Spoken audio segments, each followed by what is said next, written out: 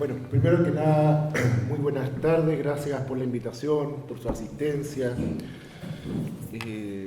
Trataré de ser sucinto respecto a la temática de la no sé si me escuchan bien, ¿sí? De la judicialización de los casos de violación a los derechos humanos en dictadura ocurridos aquí en la zona. Ustedes en general veo no pocos familiares, afortunadamente, compañeros, compañeras, bien saben lo tortuoso, lo largo de este camino. En ello La Serena o la región no se distingue de lo que ha ocurrido en el resto del país, con juicios donde realmente se empieza a investigar ya a fines de la década de los 90, principios del 2000, efectivamente lo que logró cambiar la posibilidad de avanzar en estas causas y casos fue la detención de Pinochet en Londres, donde el Estado chileno es avergonzado por proteger a un dictador. Recordemos al ministro de Relaciones Exteriores de la época, que dice, insulsa, que dice: no vengo a defender al dictador de los 80, sino que al senador de los 90. O sea, era simplemente cambiarle de traje al mismo personaje responsable de todos los crímenes, y de la cual muchos de los que hoy día están en el poder lo vendieron como el terror, como el demonio en los 70 y en los 80 en el extranjero, y una vez que logran el poder, le dan la mano, lo protegen, lo acurrucan, al igual que todo su sistema. Bueno, empezar por indicar que al menos nosotros vemos que lo que hoy día está ocurriendo, hay un ministro que lleva las causas de derechos humanos, el único, el ministro Ciro Ormazábal, esto por disposición de los tribunales superiores, y él debe abarcar todos los casos de derechos humanos ocurridos en dictadura, desde Arica hasta La Serena, hasta la región de Coquimbo. Es decir, hay un solo juez, un solo tribunal para investigar todos los casos de derechos humanos ocurridos en 5 regiones del país. Evidentemente que eso es muy complejo. Es una tarea titánica y nosotros sabemos que si estas causas son lentas, el que haya un solo ministro lo puede ralentizar más o demorar más. Pero esa no es responsabilidad del ministro. Nosotros reconocemos la labor que él ha llevado adelante. Él trata de escuchar, evidentemente, a todas las partes, victimarios, víctimas, testigos. Pero a la vez, ¿por qué señalo esto? Porque entiendo lo que siempre nos dicen, sobre todo los familiares: mira, estos talentos, sí, pero hace 5 años atrás, seamos honestos, yo creo que no éramos capaces de avisorar que íbamos a estar en la situación actual, con no pocos condenados, donde Ariosto Apóstol, quizás el personaje más reconocido en la región, responsable de la represión en los 70 o en su principio, hoy día está condenado en 2 causas, ¿ya?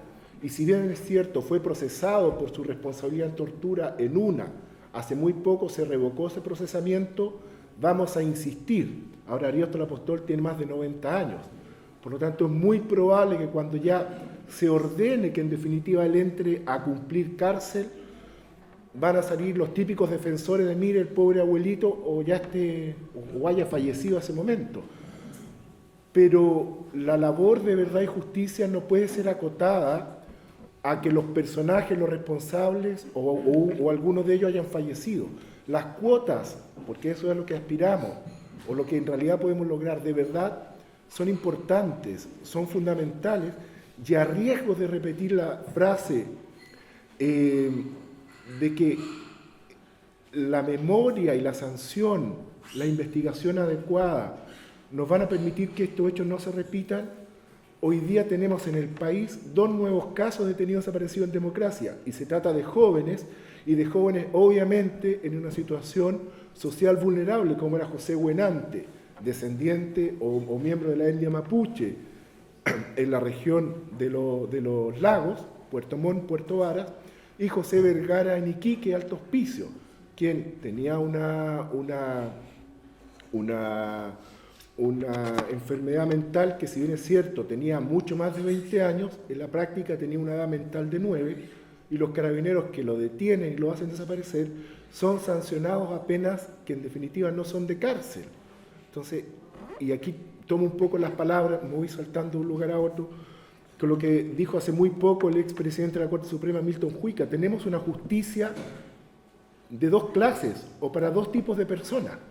O sea, al mismo tiempo, en el mismo portal del Poder Judicial nos podemos informar, o sea, no es necesario tramitar esa causa, que en la región de Aysén, Coyhaique, un hombre en estado de ebriedad es detenido por carabineros, lanza un puntapié, fractura el dedo de un oficial y es condenado a 5 años y un día de presidio efectivo.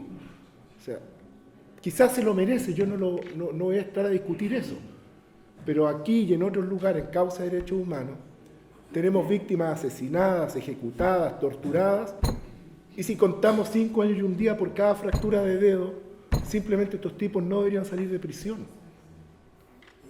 Tenemos una manera, una mirada, todavía como sociedad, o la élite de nuestra sociedad, los que deciden, de una profunda discriminación, ¿ya? Y eso obviamente que también se ve en estas causas de derechos humanos, no necesariamente por los jueces, pero sí por un sector de la sociedad.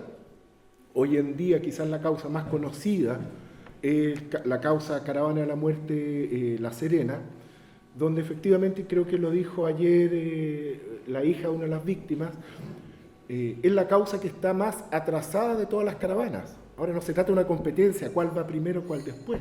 Caravana Calama lleva, entre comillas, un poquito más de adelanto, ya pronto esperamos ceder los alegatos para la sentencia de segunda instancia.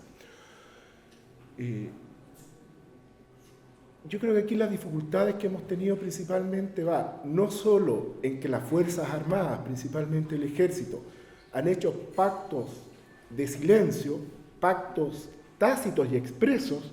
De hecho, comentarles que en no pocas causas, en una que justamente tenía Carmen, que es la del caso Rix, la totalidad de los generales, entre ellos Juan Emilio Cheira a la época, o Fernando Torres Silva, firman un pacto diciendo, cuando está Pinochet a punto de dejar la comandancia en jefe del ejército, que lo reconocen como la persona más importante del siglo XX y que harán todo más allá de la ley o de lo que la normativa interna indica para darle la debida protección y reconocimiento. Y cumplieron porque el ejército no entregó ni un solo antecedente que imputara o que permitiera apurar los juicios contra Pinochet. Cumplieron todos y cada uno. Ahora ese pacto, ese tratado, ese convenio firmado por los generales no hubiese sido posible sin un poder político dispuesto a aceptar aquello y hasta ese entonces un poder judicial que simplemente miraba para el lado. Reconocemos efectivamente la trascendencia que incluso hasta el día de hoy tienen los informes como el denominado informe Rettig en su parte primera y segunda y Vales, porque nos permiten que al menos ya los tribunales no cuestionen que la persona es detenida desaparecida. Si está en el informe ya es una verdad oficial, es una verdad histórica. Hubiésemos querido, porque la labor de la Vicaría y de los otros organismos, en general ya conocíamos los nombres de las víctimas, al menos de los desaparecidos y ejecutados. Pero lo que necesitaba la sociedad eran los nombres de los victimarios. Si no la querían entregar a la sociedad completa, tuvieron que haberla entregado a los tribunales y tampoco lo hicieron. Tenemos el que en este largo camino, un expresidente de la República, militante socialista, se ofrece de testigo de algo que no es. Nos dice, yo voy de testigo al señor Cheira de que él no cometió estos crímenes. Y testigo es un imposible, porque testigo es el que puede percibir por sus sentidos, o al menos de oídas. Y el señor Lagos era abogado a la época, no estuvo preso, no fue abogado defensor de presos políticos, no fue abogado querellante en las causas. Él no estaba en Chile, o sea, como pocos, pudo afortunadamente tomar sus maletitas e irse tranquilo. Y yo celebro, porque quizá hubiese estado preso, de eso no se trata. Tenemos a sectores de la iglesia, del empresariado, de los propios militares que fueron a declarar a su favor en una verdadera presión en contra del Poder Judicial para lograr la impunidad de este sujeto, o ministros de Estado como el mismo Jorge Burgos, subsecretario de la presidenta Bachelet, que fueron a presionar en tal sentido, o la misma presidenta Bachelet que cuántas veces se le pidió por los familiares, entre ellos Manuel Marcarián de manera directa, reciba a los familiares de la caravana, queremos conversar con usted. Hubiésemos entendido un no, quizás les hubiese molestado a los familiares, pero ni siquiera fueron capaces de respondernos. Les vamos a responder, y así nos llevaron 4 años. Ahora, pedimos lo mismo a Piñera y nos dijo que no, al menos nos respondió. Entonces, ¿cómo es posible que aquellos que alentaron, que se beneficiaron del golpe, al menos nos den una respuesta? Y aquellos que incluso es hija de un torturado, de un ejecutado en dictadura, haya protegido, y no se trata solo de Cheire, sino se trata en definitiva de todos aquellos copartícipes, corresponsables, ya de mano propia, ni siquiera vamos a hablar de los autores intelectuales o de los cómplices activos y pasivos, en los cuales no ha pasado absolutamente nada. Pues bien, volviendo a la judicialización, hoy día afortunadamente hay varias sentencias en primera instancia que haya dictado el ministro señor Ormazábal. Yo creo que se han logrado acá, y principalmente por los expresos políticos y sus familiares, porque muchos de esos presos fallecieron, que fueron a declarar y que lograron dar una imagen, un panorama amplio de lo que ocurrió en el regimiento y en la región, lo que ha posibilitado que los tribunales vayan. Es cierto, alguien podría decir, bueno, ¿por qué no fueron antes? Porque nadie los invitó, porque había un temor y una desconfianza. Había temor y desconfianza porque los mismos que lo habían torturado aparecían junto a figuras electas democráticamente a su lado y fotografiándose. ¿Era posible creer que se iba a lograr algo a principios de los 90, a fines de los 90, o incluso eventualmente al principio del 2000? Claramente no. Afortunadamente han sido ustedes, insisto, los expresos y sus familiares, los que han permitido dar la imagen, una fotografía de lo que ocurrió en los distintos centros de detención y tortura, y el tribunal, insisto, no solo ha logrado procesar a Ariosto Apóstol, que todos los años, o 2 veces al año, burlándose yo creo de toda la comunidad, ocupaba la tribuna del diario El Día para referirse a lo que ocurrió en La Serena y victimizarse. O sea, comentarles, por ejemplo, que cuando fue la reconstitución de escena en el regimiento, en una verdadera actuación de Hollywood, el señor Apóstol se arrodilla y dice, esto es lo que hice, tomé uno de los cuerpos de los muchachos, le dijo los muchachos, lo besé en la cabeza y me puse a llorar. ¿Quién puede creer tamaña barbaridad cuando en el mismo diario El Día, y no responsabilizo al diario, si el diario simplemente transcribió las palabras del Apóstol, dijo que estas personas, los 15 compañeros, habían sido ejecutados por un tribunal debido a que eran terroristas y que habían cometido graves crímenes y que eso estaba acreditado? Bueno, con ese nivel de mentiras, o contra ese nivel de mentira, es que se ha debido bregar, pero lo que yo agradezco es que ninguno de ellos hoy día puede decir, me vulneraron mis derechos, no fui escuchado, no tuve derecho a un abogado defensor de mi confianza, que es todo lo que ustedes, o los que pasaron por las cárceles, los recintos, no tuvieron. Ni siquiera tuvieron la posibilidad de que se les respetara su honra. No solo se les asesinó, sino que se les culpa de su propia muerte. Ustedes se lo merecían porque ustedes eran unos terroristas. Y por lo tanto el estigma de, en el caso de los ejecutados, eran terroristas, también va hacia los familiares de los detenidos desaparecidos. Se fueron con otra, están en Europa, están gozando de vacaciones. Entonces, cuando la derecha o los mismos civiles que coparticiparon en la represión y que en no pocas causas están establecidos nombres, de hecho se logró establecer la identidad de un polaco que lamentablemente falleció, sobre el cual no pudimos ir en su persecución obviamente, como otros pequeños o medianos hacendados que entregaron gente para ser detenida, torturada tras el golpe. Cuando nos dicen ahora, mire, es que yo no me enteré. Carmen lo dijo, desde el primer día tanto el comité como la vicaría se dedicaron a sistematizar la información. Esta información era enviada al extranjero y el extranjero se replicaba en Chile. Y es más, el presidente de la Corte Suprema en su momento dijo, Los detenidos desaparecidos me tienen curco, o sea, me tienen harto. O sea, no pueden decir que no escucharon. Quizás no supieron los detalles, pero no les interesó, porque estaban ideológicamente comprometidos. Hoy día, creo yo que los tribunales tienen una mirada del siglo XXI, no solo en temática de derechos humanos, de lo ocurrido en dictadura, también en temas de género, espero nosotros también de minorías sexuales, etnias, pero esa visión obviamente ha llegado mucho más tarde de lo que la sociedad, de esta visión que la sociedad ya se ha imbuido, y es porque evidentemente el derecho y los llamados a interpretarlo o aplicarlo tienen que ir mucho más allá mucho más atrás de la realidad.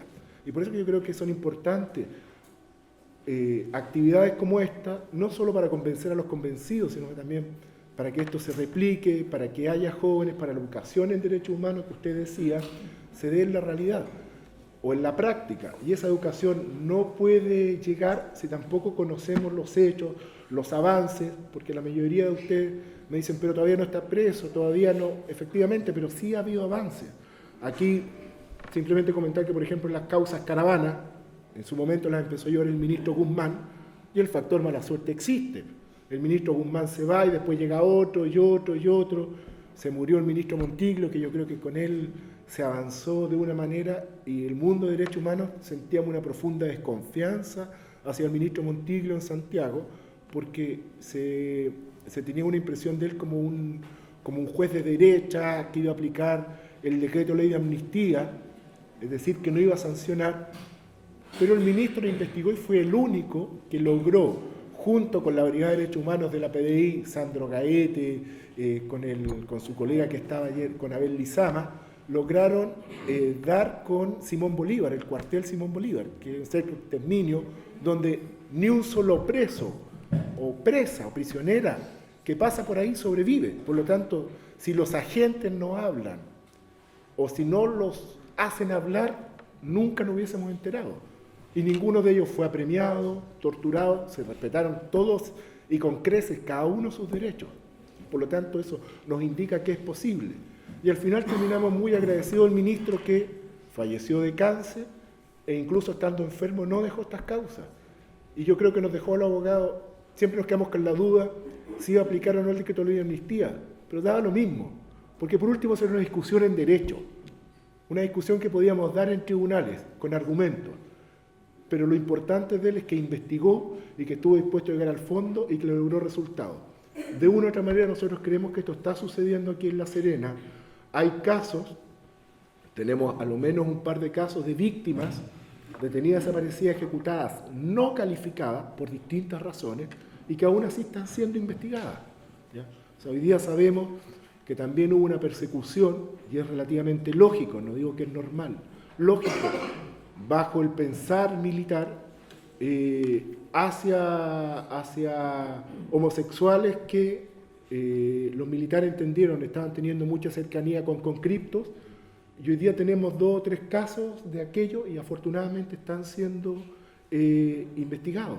Entonces también es un llamado a los familiares, a la misma generosidad que también ellos han recibido, a tenerlo con las otras víctimas, porque un tribunal no puede ir avanzando de manera paralela y con toda la fuerza en todos y cada uno de los casos. Son situaciones complejas, nosotros estamos relativamente satisfechos entendiendo los tiempos de tribunales, pero también lo primero es lo que ustedes, los familiares, que son los que nosotros representamos, nos dicen, y esta instancia yo creo que es valedera para mencionarlo. Bien saben que también aquí se ha procesado a oficialidad del Regimiento La Serena por primera vez como responsables de tortura tanto de mano propia respecto de Ojeda Torres, de Cheire, de otro oficial que ahora no recuerdo, y del apóstol como autor intelectual y responsable, más allá que él haya sido Ojeda Torres, más allá que él haya sido el señor apóstol revocado este procesamiento, vamos a insistir, si no es la primera vez que nos topamos con un recodo en el camino, así como dice Serrat, bienaventurados los que están cuesta abajo porque solo queda ir subiendo, y yo creo que en esa etapa estamos.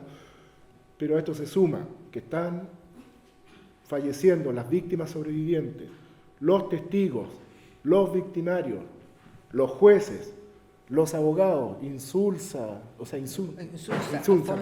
Alfonso, ¿ah?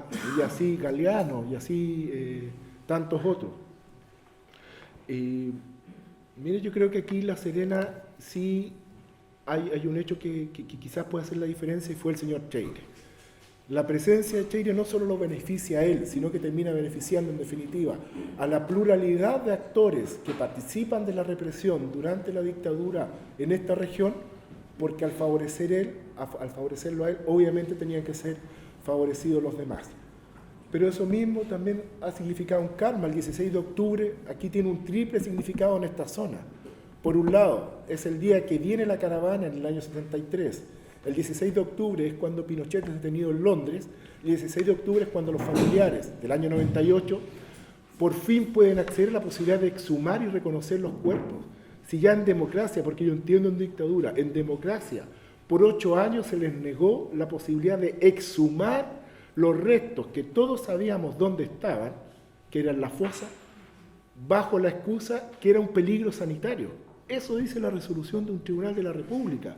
Ya no lo dice el bando de los militares, ya no lo dice un fiscal militar, lo dijo un juez de la República, que era un problema sanitario. Entonces, creo que responsabilizar de todos los militares es básico. Y pongo el caso, y me cambio de región, a Carmen Gloria Quintana y Rodrigo Rojas. Sinceramente, ¿alguien creyó el 86 que se habían quemado solos y que el militar de buena persona había tomado a estos dos jóvenes quemados vivos para arrojarlos a las afueras de Santiago en un sitio baldío, para que murieran en medio de horribles dolores, porque ellos lo pidieron ya que supuestamente tenían miedo de ser juzgados?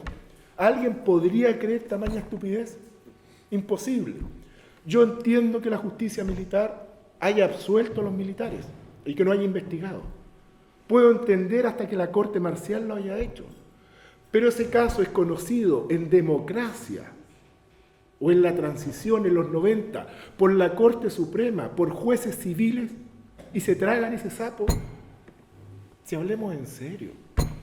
Y hablar en serio es, con Pinochet la justicia miró al lado, con Patricio Deli justicia en la medida de lo posible, así que investigaron por aquí por encimita, y si es que condenaron o se llevó a la condena en 2 casos, casos de Gollado, Letelier, gracias a la presión de los gringos, con Frey, que era como un autista, no pasó nada, y con Lagos cambia.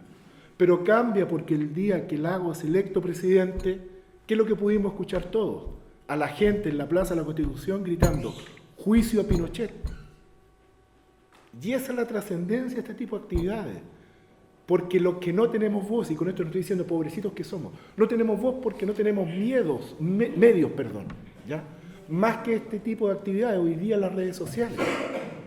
Pero este tipo de actos son los que nos han permitido avanzar, en lo personal tomar una posta, porque no inicié esto, al contrario, lo iniciaron otras, ustedes, y hoy día la judicialización de estos casos creo que es importante, y eso es lo que hoy día se está llevando, y comentarle que todavía se puede hacer más. Eventualmente a los expresos y presas políticas les sugiero que pidan al ejército a través del organismo, esto es algo muy práctico, pidan a través de la página de transparencia del ejército, hay una contradicción entre transparencia y ejército, copia de sus consejos de guerra.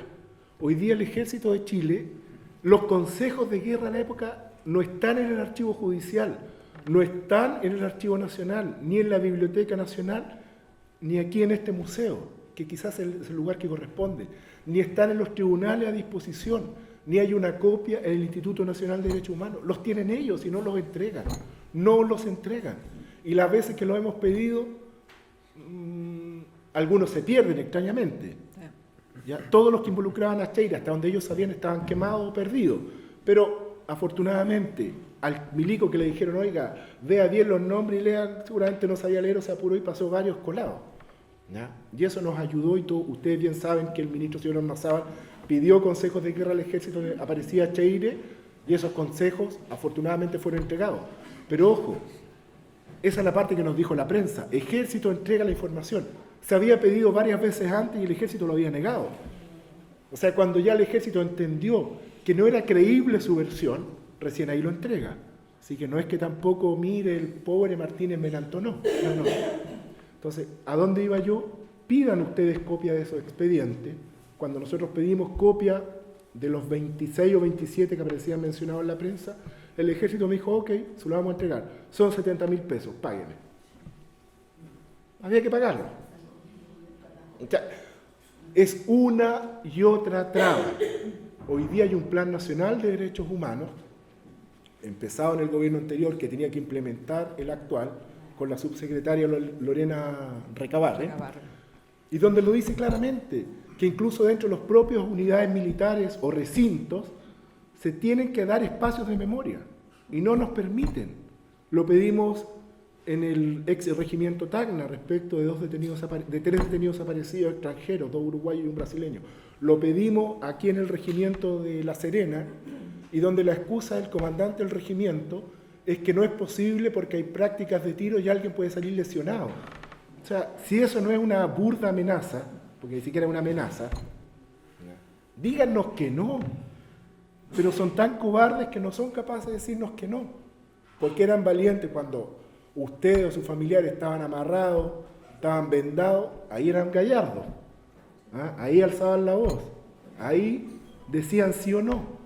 Pero ahora que les preguntamos en términos respetuosos y democráticos y hacemos peticiones, esquivan responsabilidades. Y con eso engarzan o enganchan a las generaciones jóvenes de integrantes de las Fuerzas Armadas y Carabineros con un pasado que no les corresponde. Si es incuestionable que el teniente o el cabo actual no tiene ninguna responsabilidad. Pero los siguen los altos mandos enganchando con este pasado, con este lastre. Y dicho lo anterior, ¿por qué lo hacen? Pero tampoco insisto que el problema es de ellos. Tenemos un ministro de Justicia que era el que iba a las velatones por color y la dignidad.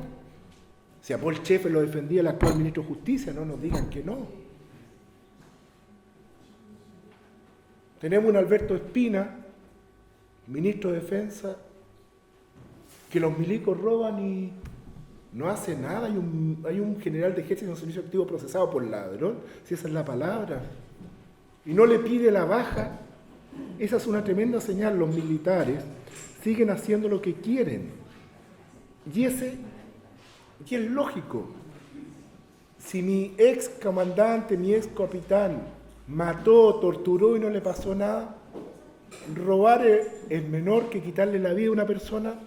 Es justo. ¿Por qué me va a pasar algo a mí ahora? Es injusto que me juzguen. Y creo que tienen razón en su lógica. Porque hemos hablado con ellos, oiga, pero injusto, ¿por qué yo?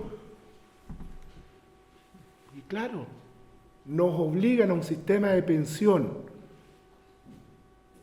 individualista y perjudicial, pero nos dicen, no, pues nosotros salvamos el país, así, pero el sistema de pensión antiguo es el nuestro. Tienen un propio sistema de salud, tienen pensiones muy superiores a la del resto de los chilenos, tienen derecho a habitaciones y casas. Ahora, hay que ser bien claro, los subordinados de Carabineros y de las Fuerzas Armadas también son víctimas. Los obligan a hacer aporte a fundaciones y corporaciones privadas, a través de las cuales nosotros no podemos fiscalizar por ley de transparencia, ni los parlamentarios a través de sus facultades porque son órganos privados, y donde quienes las dirigen son los oficiales generales de las respectivas instituciones y algunos oficiales generales en retiro. O sea, por ejemplo, hoy día el Ejército tiene un organismo de educación que es la Fundación Alcázar, donde el que la dirige es el hermano de Martínez Menantó, que es el actual comandante en jefe del Ejército, y donde se traspasan recursos públicos, no solo para la educación, sino que en definitiva para enriquecer a aquellos que están ahí. O en el caso de Carabineros tiene la Corporación Cultural, donde uno de los responsables era Andrusco Aspé. Andrusco Aspé era parte de la Dipolcar en el caso de Gollado, y era el mismo que el presidente Piñera en su primer gobierno lo nombra director de Gendarmería, y ante la presión de la sociedad y los familiares lo retira, y Carabineros lo contrata. O sea, se burlan del Poder Ejecutivo. Usted, señor presidente, lo despidió, nosotros Carabineros lo contratamos. Y lo contratan en Carabineros y al mismo tiempo en esta corporación cultural. Por lo tanto, en definitiva, yo lo que he querido es más o menos dar un panorama de las dificultades en diversos ámbitos, de los privilegios que siguen gozando los represores, ya ni hablar del besamano que hay respecto al mundo civil que participó, ¿cierto?, y que apoyó, pero también entender que la responsabilidad, al menos así lo vemos nosotros, no solo va en los agentes, sino que también en las autoridades civiles, ya de la Concertación, con mayor razón de Piñera, ¿ya? Y donde, en definitiva, debe haber unos 7, 8 jueces, no hay más, que están abocados a investigar todas las causas de derechos humanos. Es imposible avanzar con la premura que se necesita, considerando, como usted lo dijo, que todos tenemos fecha de caducidad. ¿De qué nos va a servir una sentencia en la tumba? O sea, hace muy poco, su mamá más linda, la señora del Callaga, Caravana, falleció. Luchó más de 40 años y no lo puede ver. Y no lo puede ver no tanto porque Cheire u Ojeda o la Apostola hayan guardado silencio, sino porque los tribunales miraron al lado, porque el poder político no se puso los pantalones y porque cuando ya los tribunales efectivamente honran su deber, se siguen encontrando con estas trabas que inhiben una pronta y debida administración de justicia. Ayer yo entendí como una especie de homenaje o más bien reconocimiento, el aplauso a Abel Lizama, de la Brigada de Derechos Humanos. Ellos se la jugaron, fueron a detener al Mamo Contreras si no era un detalle.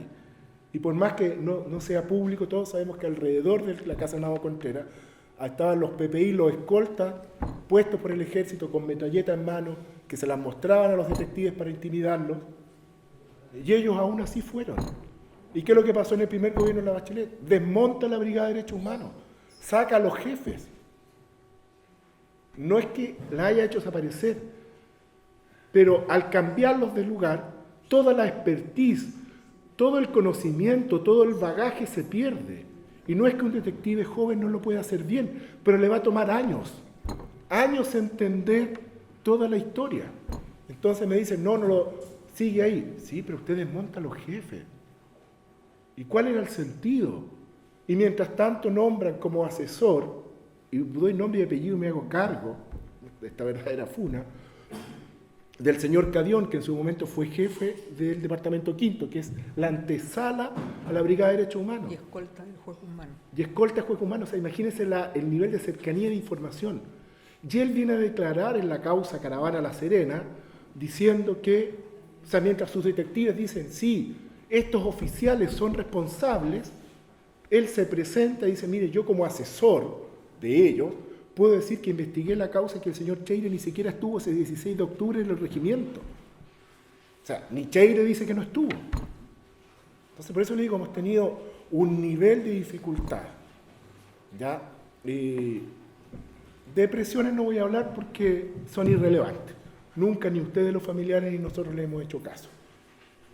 Pero en definitiva, una hostilidad y una dificultad, y yo creo que, en definitiva, el poder llegar hoy día a las instancias actuales, hace 7 años era absolutamente impensable, no lo podíamos soñar, y simplemente, y con esto termino, agradecer, yo no espero que ustedes me agradezcan, al contrario, yo soy el que le agradece a ustedes, primero la confianza, segundo, y discúlpenme, el que ustedes hayan hecho esta lucha tan larga. Y de verdad, yo les pido un aplauso para ustedes mismos.